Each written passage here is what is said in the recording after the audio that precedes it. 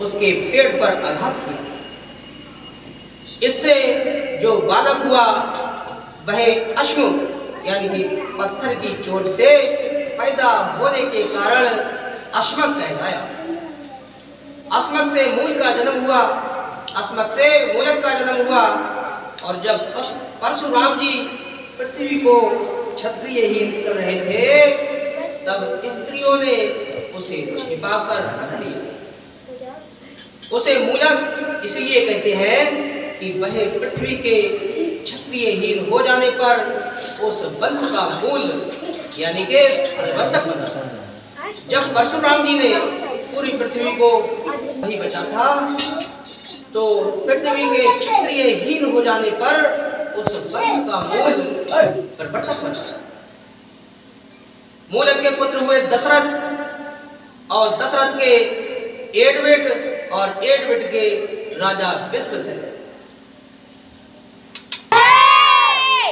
श्रीमद्भागवत महापुराण की जय।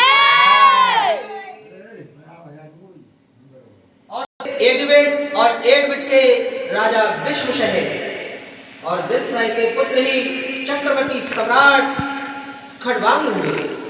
युद्ध में उन्हें कोई जीत नहीं सकता था।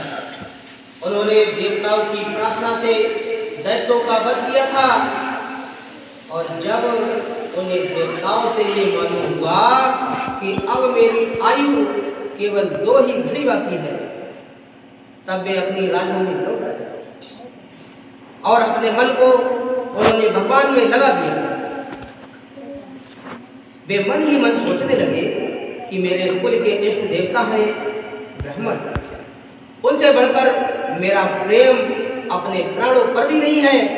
पत्नी, पुत्र, लक्ष्मी, राज्य और पृथ्वी भी मुझे उतने प्यारे नहीं लगते। मेरा मन बचपन में भी कभी अधर्म की ओर नहीं गया। मैंने पवित्र कीर्ति भगवान के अतिरिक्त और कोई भी वस्तु कहीं नहीं देखी।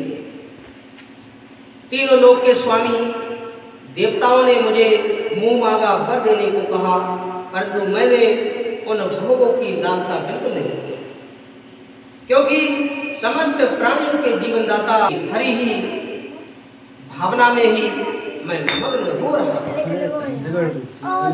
जिन देवताओं की इंद्रियां और मन विषय में भटक रहे हैं वे